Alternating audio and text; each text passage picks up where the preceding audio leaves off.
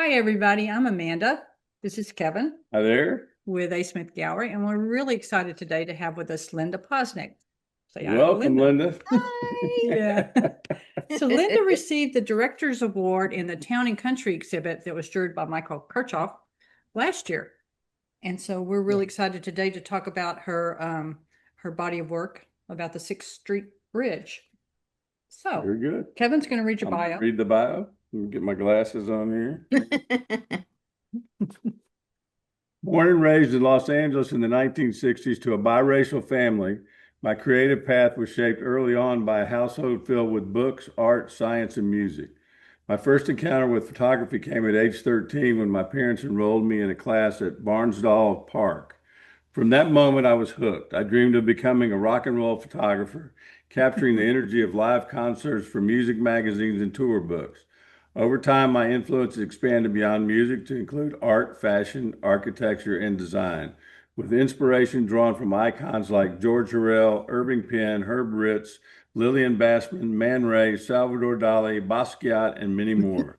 A pivotal moment in my career came when I had the opportunity to work with the legendary Herb Ritts for 14 years, first as an assistant, then as a behind the scenes photographer. Watching Herb work taught me invaluable lessons, the power of lighting, composition, and aesthetics, but most importantly, how to connect with subjects to capture truly compelling images. My career has taken me from shooting Victoria's Secret campaigns, movie posters, billboards, to working on commercial sets with Michael Bay, Ava DuVernay, and Herb Ritts. Wonderful. Wow. Wow. That's very impressive. Thank We you. are Thank we are you. lucky to have you with us here today. And how Thank about you. I read your Appreciate artist it. statement? Let Okay. me get a drink of water.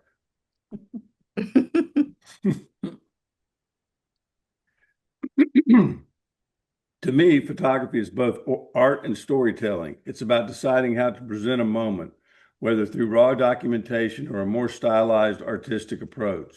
My Sixth Street Bridge series, for example, merges both worlds.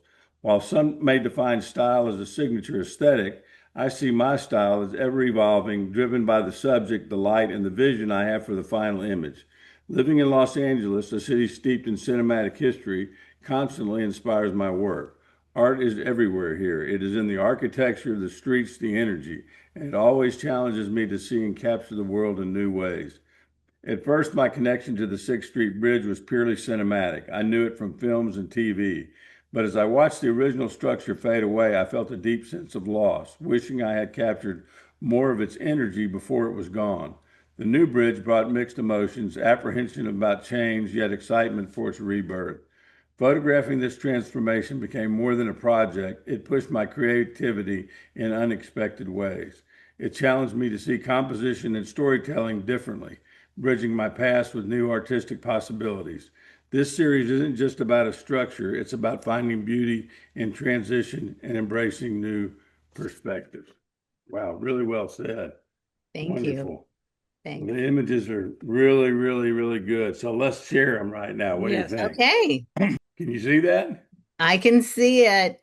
That's actually one of my favorite images. Funny thing is, starting out shooting film and learning my craft with analog photography, I have this thing about cell phones, you know, it, and this is actually a cell phone picture, one of the two in my body of work. Well, that's wonderful. Yeah.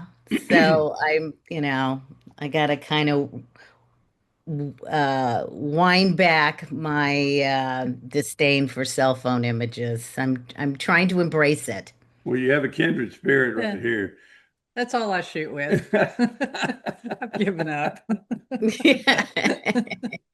And it's funny because when I buy a cell phone, it's like I buy it for the camera. I don't care about anything else. It's got to have a good Yeah. camera on it. And so, yeah, so that's what this is. This is the Sixth Street Bridge, right after it was condemned, and it was condemned because the building materials that were used to build it started disintegrating, Hmm. and it was no longer safe. the bridge was no longer safe. It was going to end up collapsing at some point. Yeah. So, They had used inferior concrete, I believe, is one of the issues. yeah, Yeah. it was, yeah. I think it was the silica in the concrete. Right. It Hmm. just starts over time with moisture and everything, it just starts to crumble. So was there a scene in Chinatown? Am I wrong about that? The movie In the Chinatown? movie Chinatown, oh my gosh, it's been a while. I I think so. But it's I been in haven't quite a few seen it movies. recently, so I'm not quite sure what the scene that you're Yeah. talking about, but I wouldn't be surprised. But it's Were they, been in it quite a was few it in the movies. LA River or going over the bridge? Yeah, I don't remember. I think it was in the river. Yeah. I Yeah. mean, there's so many movies where it's in Yeah. the Yeah. river. Well, Right. this is the And image that received the director's award. yes. Yes. So thank you. I appreciate Oh, you're that. welcome. It's beautiful. How about a And question? yeah, Linda, your commercial photography is fantastic. thank you. I did some research. Oh, thanks. The images we are showing here are also beautiful of the 6th Street Bridge in Los Angeles seem to be a departure from what you have traditionally done. Oh, Could you yes. talk about this and what compelled you to shoot the bridge? So, I'm a commercial photographer in Los Angeles, and I have a friend who started doing fine art photography. She's a producer photographer, and her thing is neon lights.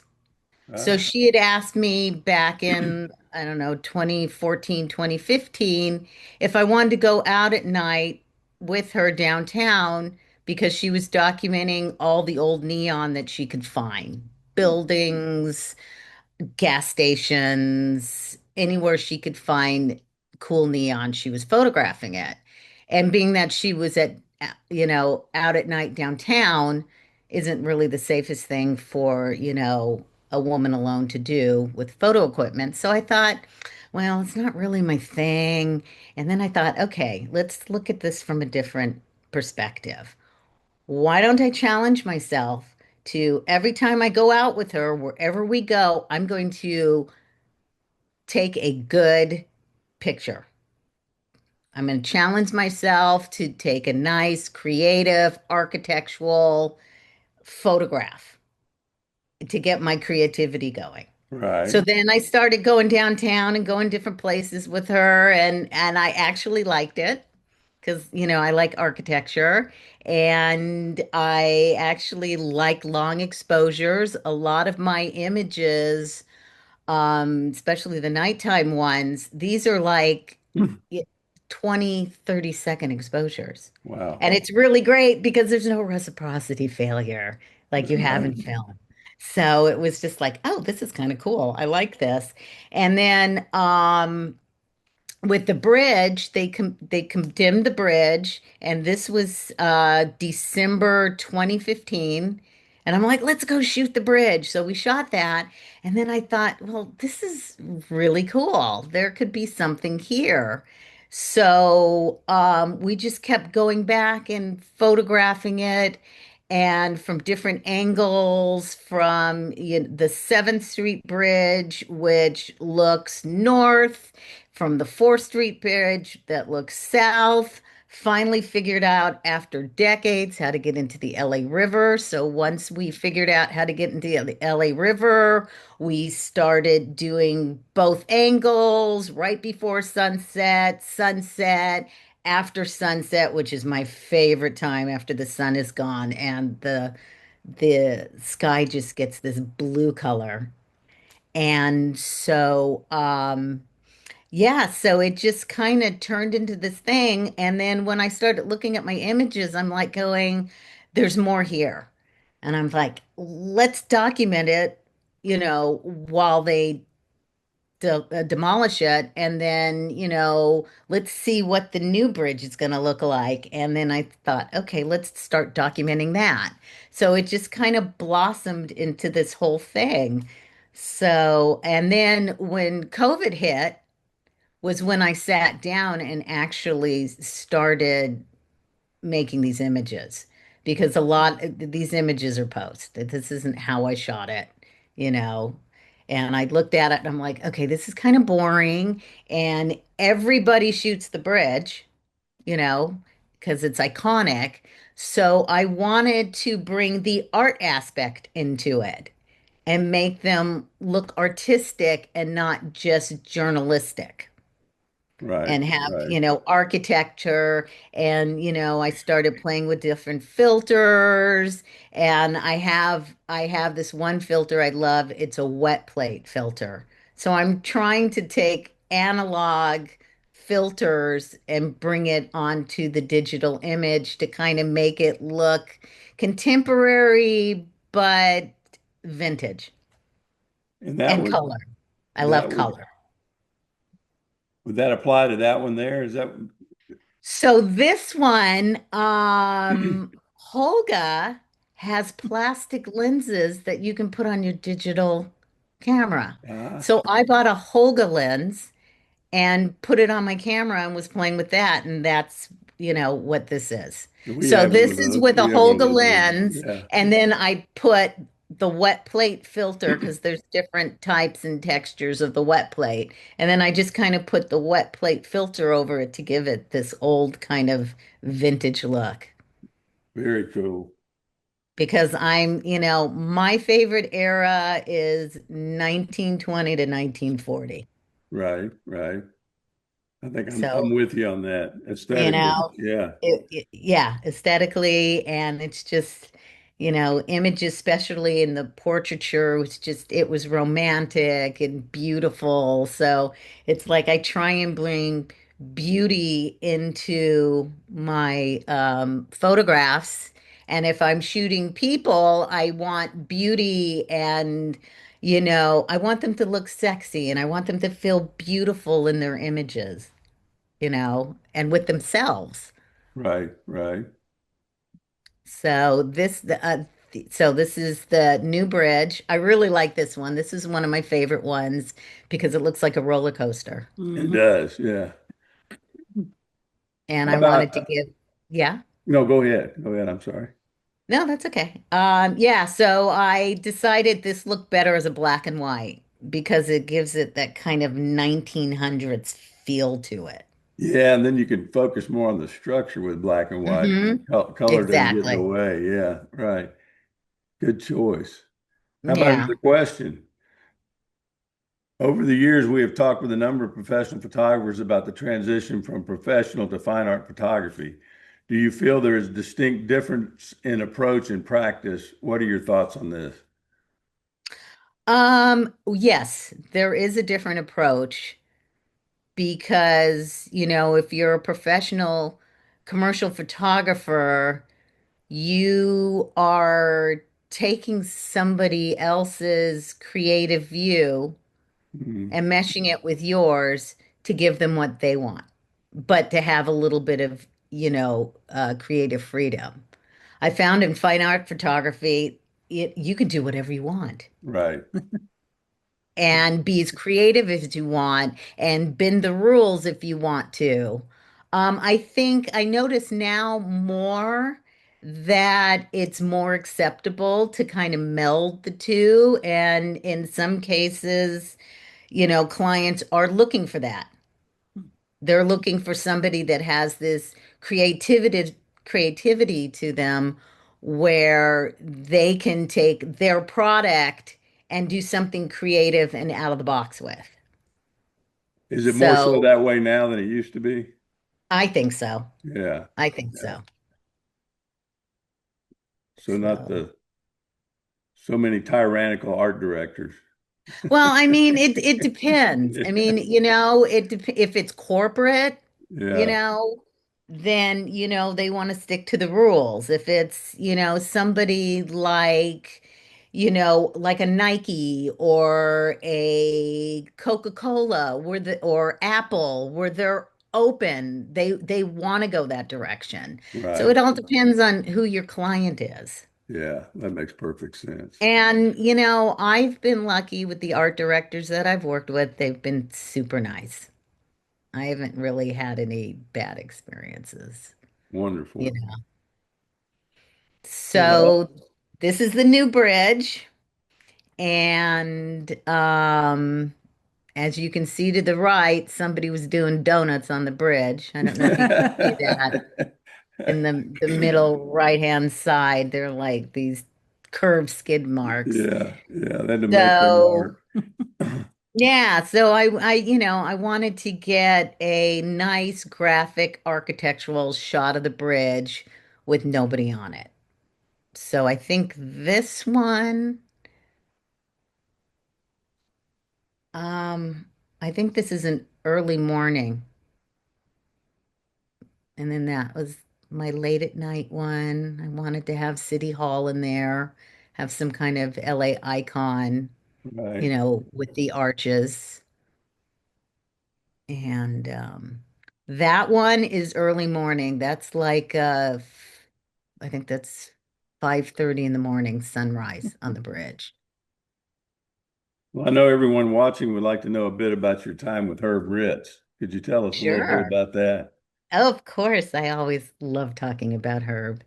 So, I met Herb in 1988, and I was working at a rental house in Hollywood. And at the time, Herb's assistant was female, which is basically unheard of, back then. And she was having a hard time with male assistants taking direction from her. And so I was in charge of Herb's account. So I was the only one that filled his orders and made sure everything was working and, dealt with Lorraine, who was his assistant at the time. And then, one day she just asked me, she goes, "Are you interested in doing this?" And I'm like, "Yeah."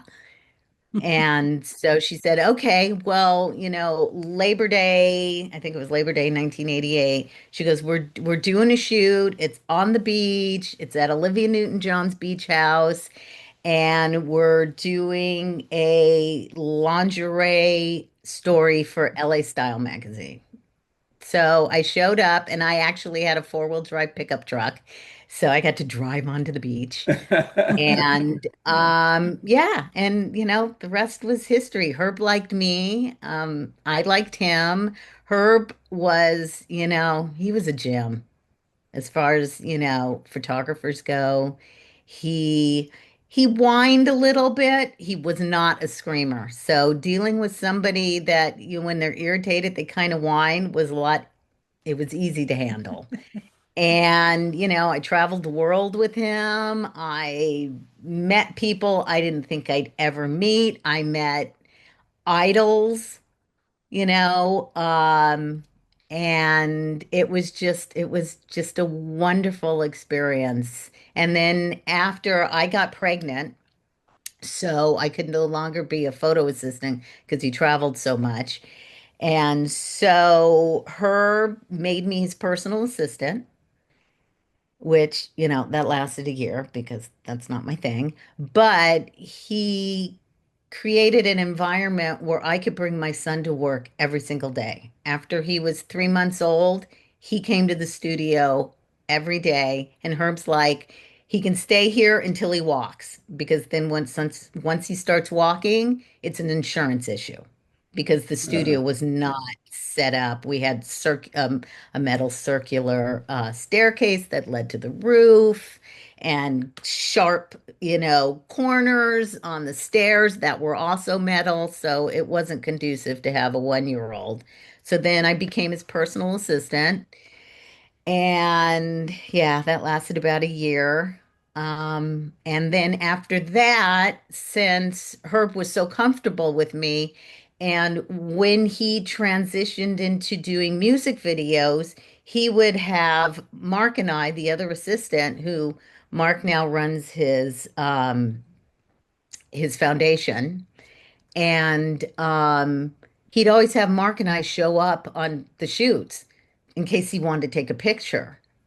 But since Herb shot at Golden Hour, there was no way for him to shoot his commercial or his music video and take pictures. So I uh, just started picking up the camera and I just started shooting. So that's how I got into production stills. And that was kind of my segue into shooting for Victoria's Secret. Because what I was doing for them was I was shooting,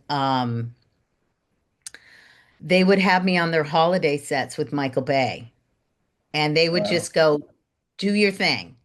So I approached it as shooting production stills for advertising. So I took an advertising approach.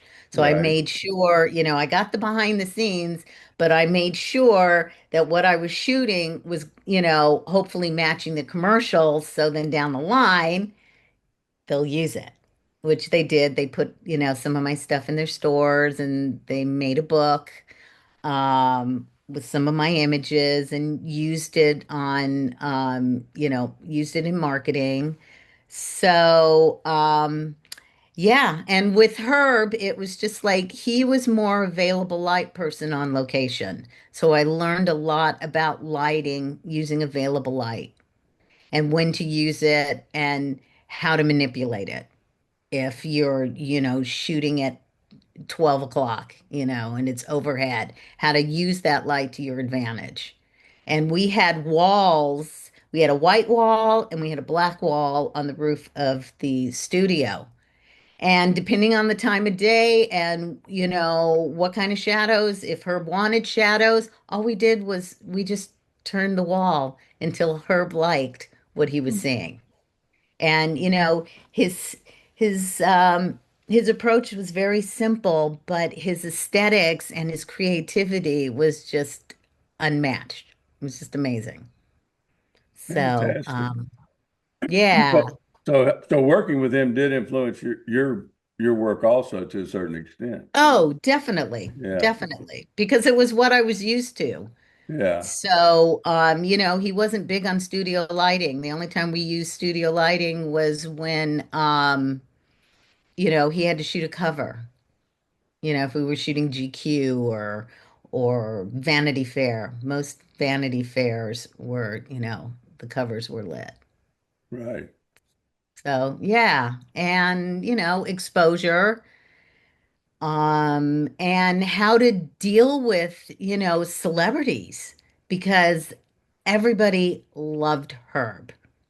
He was he was such a nice person that he made his subjects feel comfortable. And that was very important because he could get them to do almost anything, which was amazing. And some of them became his lifelong friends. So, like Tina Turner, he would spend summers, like a month in the south of France, and he and Tina would hang out, and they'd go to see. They were friends with the Cartiers, so they'd go, stay with the Cartiers. So it Yeah. was it was cool seeing how the 1% of photographers actually worked, how they got their assignments, what it takes and the freedom that they had. So, yeah, Wow. I can only wish that for me. We're still working on that. Well, what other photographers have influenced you? George Horrell. Um, it's funny when I was in photography school, I went to SMC. The class I hated the most was portraiture. I just hated it. And it's so funny because it turns out that portrait photographers have really influenced my style. So I like Cecil Beaton, I like George Horrell, Irving Penn, Avedon, Herb. I love Peter Lindbergh, Sarah Moon, Sheila Metzner, and Paolo Ravisi. I like his style because his stuff is very coppery and it's sharp, but it has a dreamlike feel to it. So I Right. kind of I like that. I like the romanticism. I like the dreamlike quality that they have and how they can just capture an essence of whoever they're photographing. and make it simple but creative and very interesting.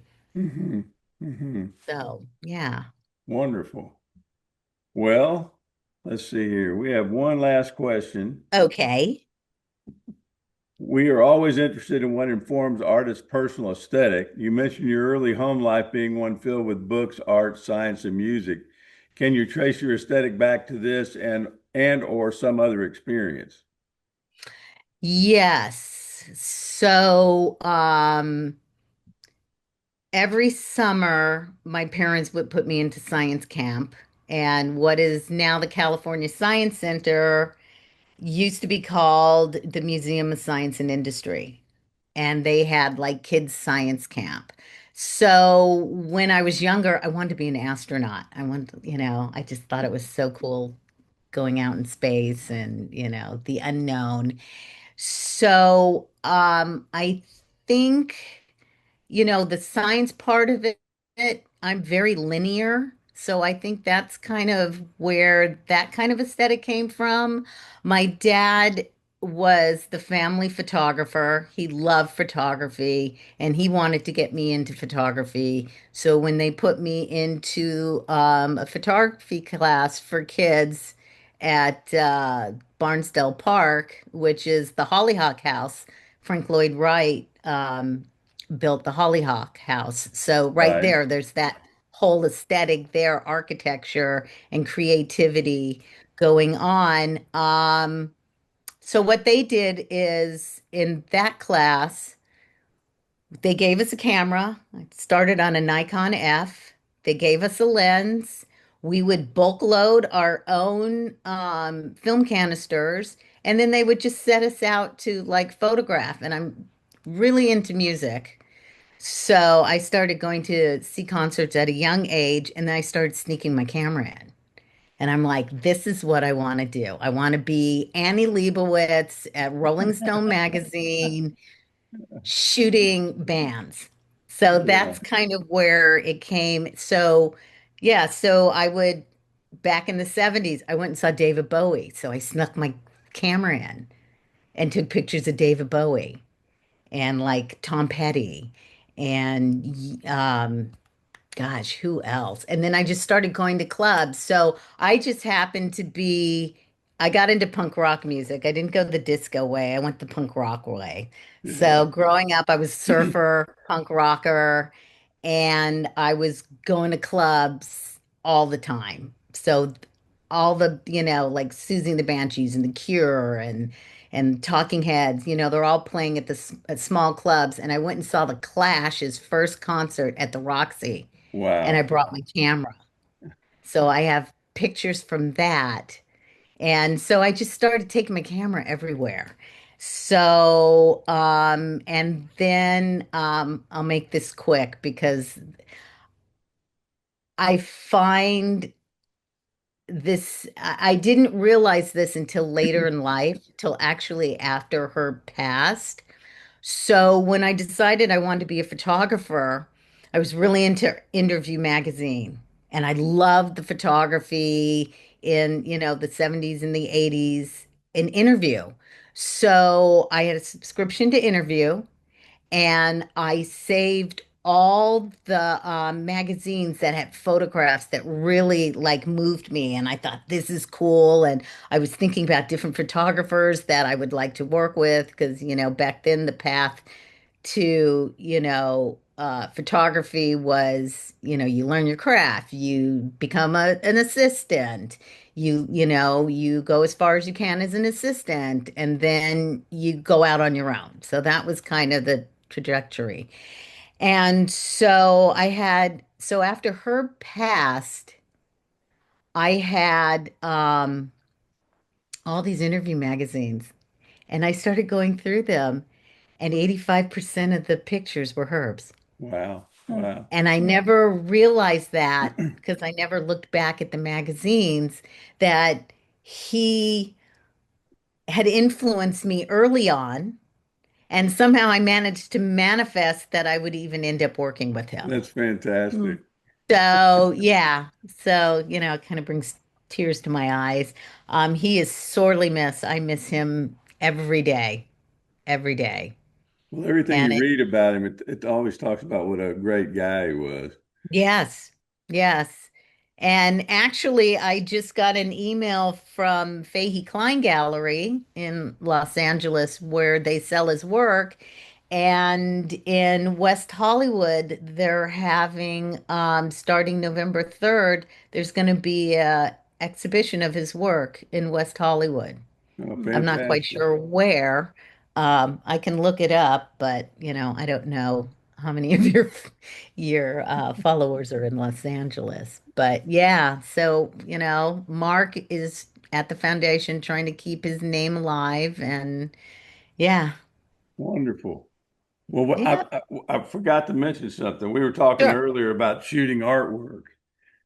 Oh, right, right, right, right. Yeah. Could you talk a little bit about that? Because I'm sure people would be interested in that also.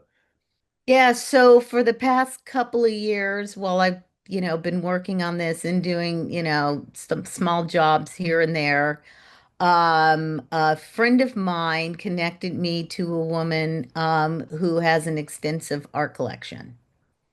And since her art collection was so big and worth a lot of money, she had never photographed it for insurance purposes. And her insurance company was like, you've got to document this. We have to, if you want us to continue insurance and insuring you, we need to know what you have. So I went in and she's got a beautiful home in Brentwood and it's like a walking museum. It's an art gallery. She has art everywhere. Wow. So I was photographing it on the walls in her house. We ended up she's got a 3-bay garage, and we turned that into a shooting space so I could take the smaller pieces out there, put them on the wall, shoot them. Some of the stuff had to be done in available light because she has such big pieces. So I'd never shot artwork, so I had to like figure out taping off windows, long exposures, dealing with reflections. I tried polarizing filters. I tried different angles of light and every piece is different. So sometimes a polarizing filter worked, sometimes it didn't, you know, um, sometimes I had to shoot at night because she had so many windows and there were so many reflections on some of the big pieces that I had to wait until the sunset in order to shoot. In the garage, I kind of set it up as like copy work. So I had two lights on each side of the artwork, and I either raised it or lowered it or, pivoted it away depending on, what the reflections were doing, because you're constantly fighting against reflections. The oil paintings were the easiest. Those were quick and easy. She has some photography work, which is under glass. And so that was challenging. And, thank goodness for Photoshop and technology and AI. I was able to, because once you shoot it, you have to correct the perspective, you Right, know? right, right. And so, there are a lot of tools in Photoshop that can do it now.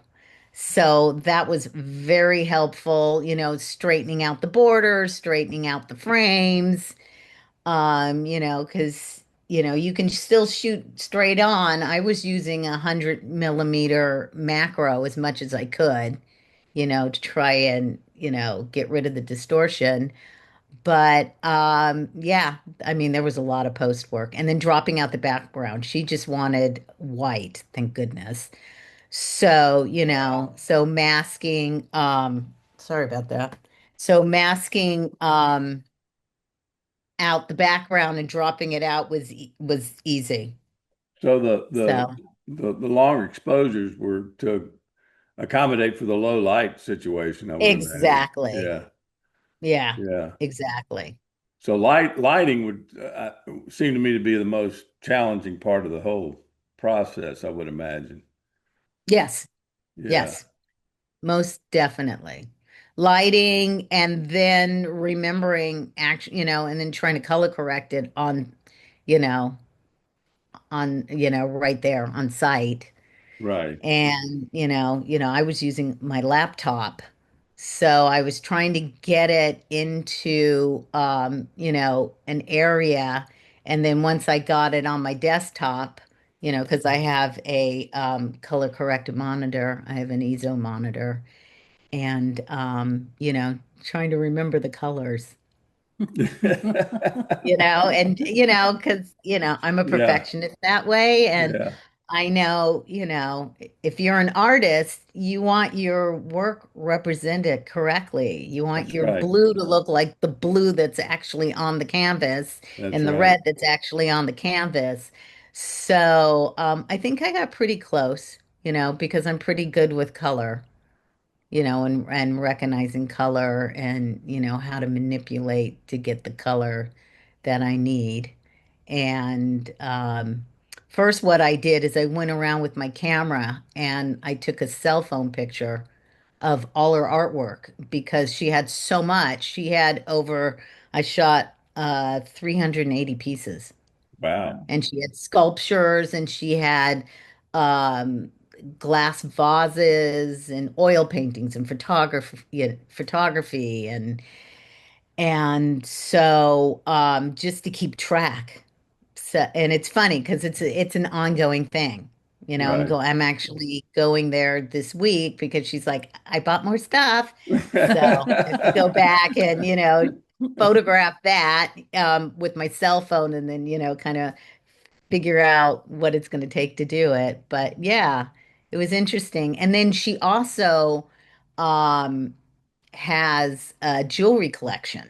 Oh, So wow. after I finished the artwork for insurance purposes, she needed to have her jewelry because she was a jewelry designer and had a store and she closed her store, so she still has inventory.